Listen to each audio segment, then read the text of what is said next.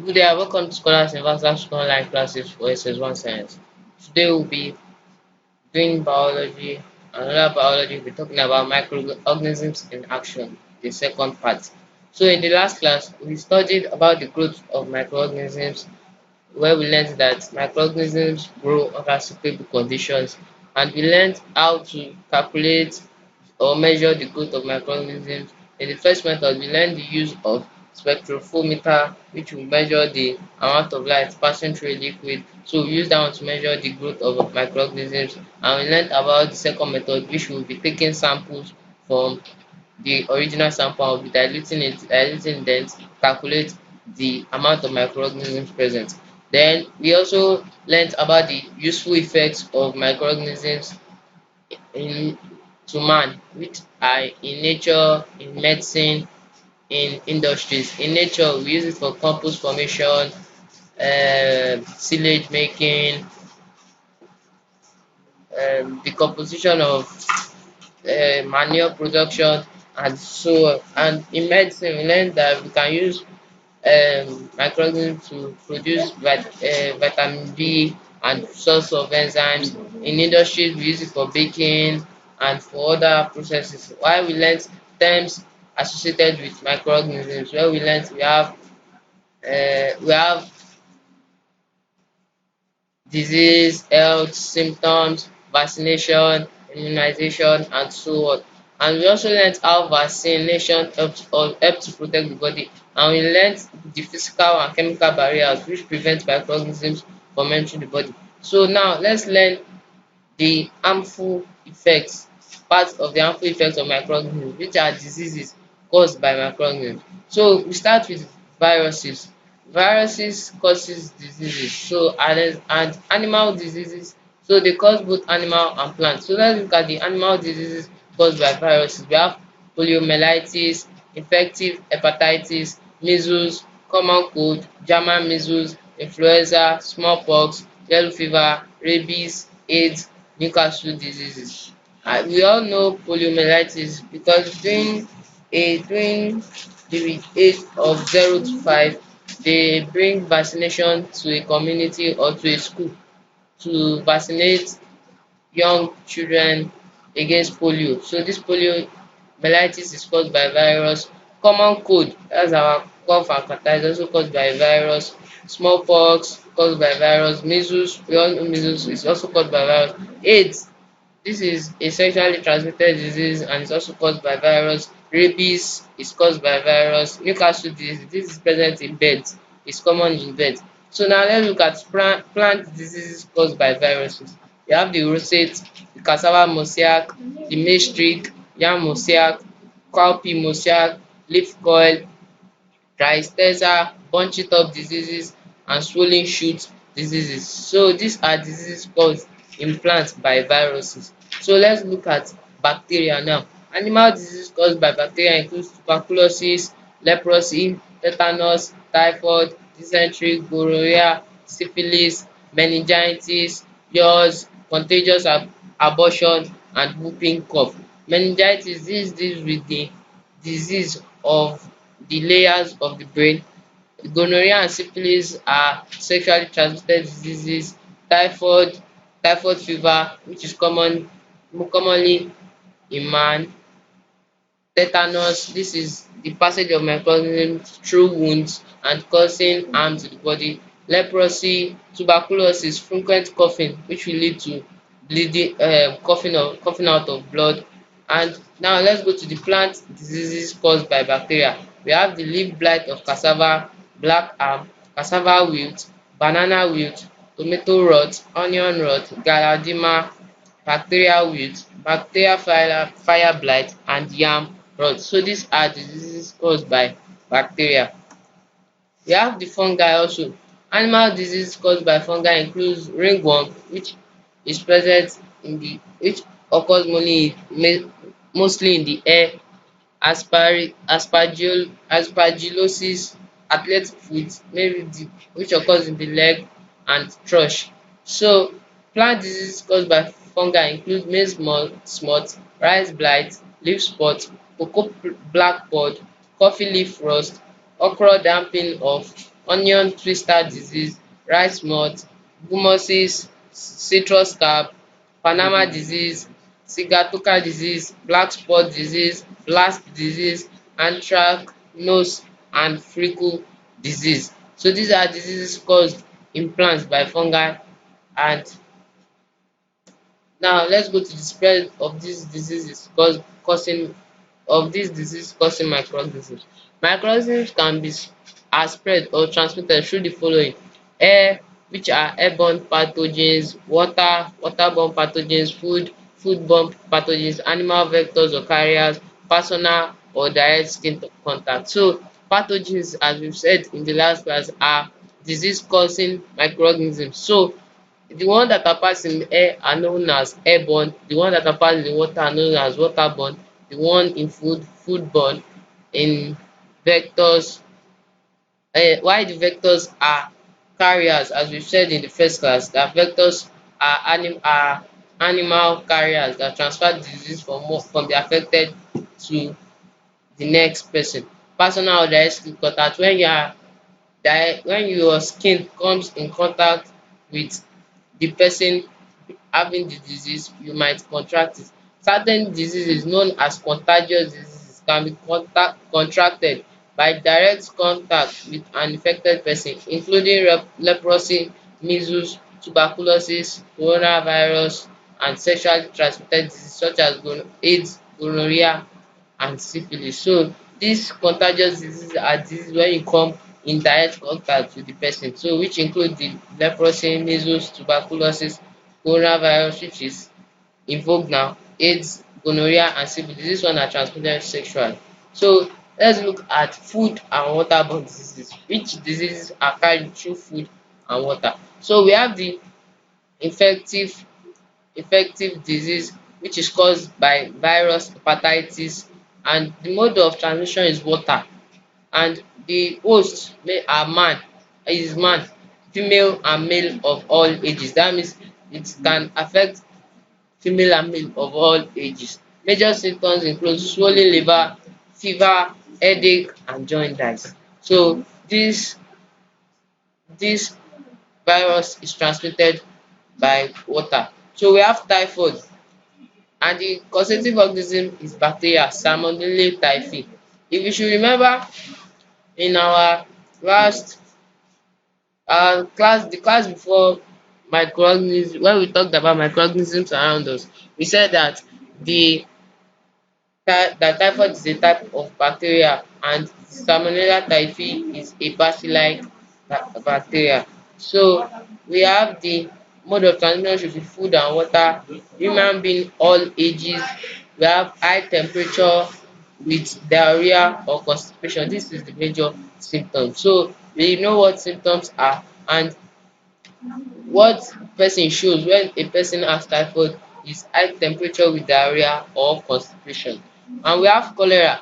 Cholera being caused by bacteria, the bacteria known as Vibrio cholerae, and the mode of transmission is drinking water, and the host is man of all ages. That means it can affect both male and female of all ages. We have serious diarrhea with vomiting and high temperature. We have poliomyelitis, which is caused by virus. The transmission is water, and the host being children. And we have high fever, headache, and stiffness of limbs. The limbs meaning the legs or the hand. We have the amoebic dysentery. It is caused by an organism known as protozoan. It is a protozoan. The mode of transmission is food and water, the host man, and we have abdominal pain and heavy vomiting. While for we have bacillus dysentery, the causative organisms being a bacterium, food and water, the host man, fever, abdominal pain, and diarrhea. While food poisoning, which is also caused by bacteria, is transmitted through infected food, and the host being man, we have headache, restlessness, and vomiting. So these are diseases, causative organism, mode of transmission, host, and their major symptoms. So I'll still leave this page for you to see Let's learn the following. So let's look at airborne diseases, the diseases that are transmitted through air. So we have on the first on the list, we have tuberculosis caused by a bacterium known as mycobacterium, and the mode of transmission is airborne and food. The host, man and cow. We have persistent dry cough and profuse sweating at night and loss of weight. So these are the major symptoms. We have measles, which is caused by virus contact. Then we have virus. Then the mode of transmission is air and body contact. We have the host should be man and children, and the major symptoms are high fever, skin rashes, headache and body pain. So these are the major symptoms of measles. We have pneumonia, the causative organism being bacteria, and the mode of transmission is air. We have the host should be man, pig, bird, cow. High fever, difficult breathing and cough. Those are the major symptoms. And we have meningitis. This is also known as the cerebrospinal fever. Then we have the bacteria being the causative organism, and we are the mode of transmission air, and host is children and young adults. High fever, headache, vomiting and stiffness of the neck. These are the major symptoms of meningitis. Smallpox caused by virus. We have mode of transmission air, the host is man. High fever, skin rashes and small blisters. Then common cold, the causative organism is virus, the mode of transmission air, and the host being man. We have high fever, headache and running nose. Then influenza is also caused by a virus, and the mode of transmission is air, the host man, and the major symptoms are high fever, headache, body pain and shivering. Now that we've learnt the type of disease transmitted by air and their host and their major symptoms, I will leave this page for you to check the table. Now, disease spread by vectors. A vector is an animal which transmits a disease-causing organism from the person suffering from the disease to another person. So, as we've done in our previous classes where we talked about microorganisms around us, where we discussed about vectors, I told you that vector is an animal which transmits a disease causing organism from the person suffering disease to another person. So a vector is a living carrier which transmits disease from the person, from the affected to the to a new host. So let's look at diseases spread by vectors.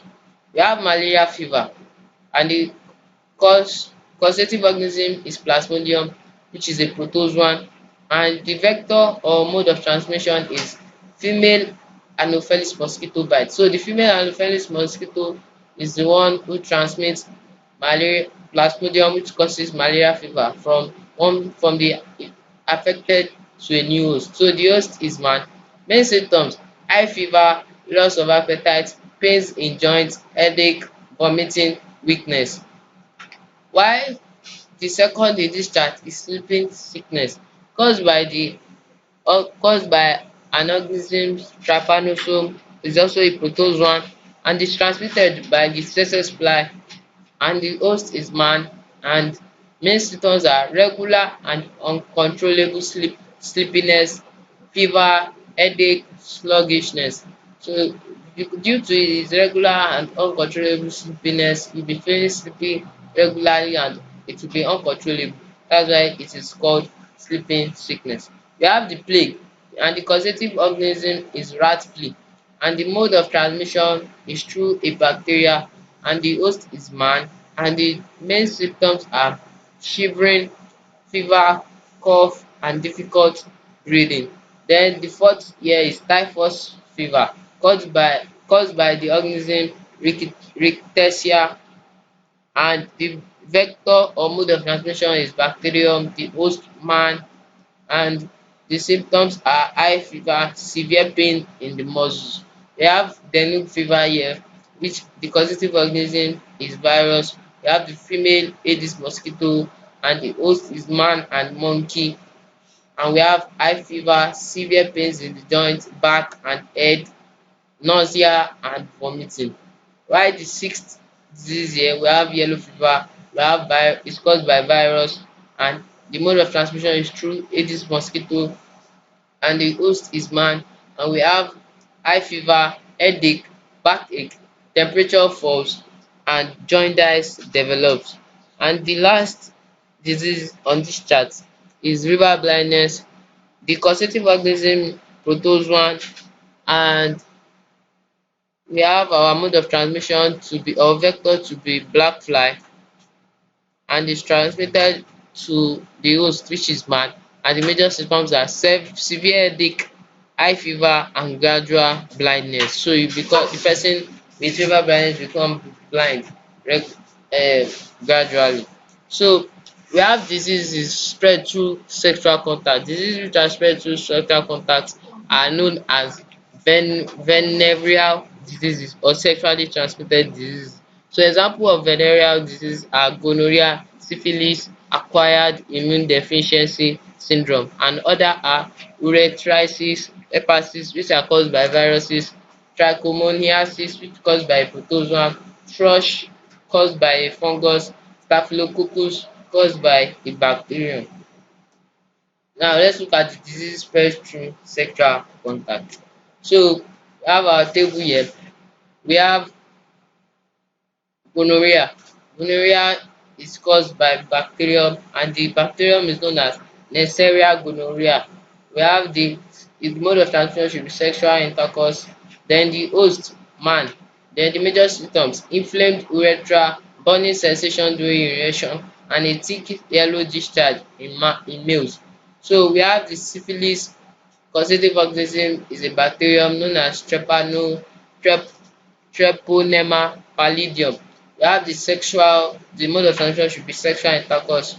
The host is man, and we have the major symptom should be a small painless sore appears on the penis or vulva, a mild fever, skin rashes, mouth ulcers, and aching pain in the lymph nodes. So these are the major symptoms of a person with syphilis. We have AIDS, and the causative organism is virus known as human immunodeficiency virus. We have the sexual intercourse, blood transfusion, injection needle. So these are ways which AIDS is transmitted from one organism to another.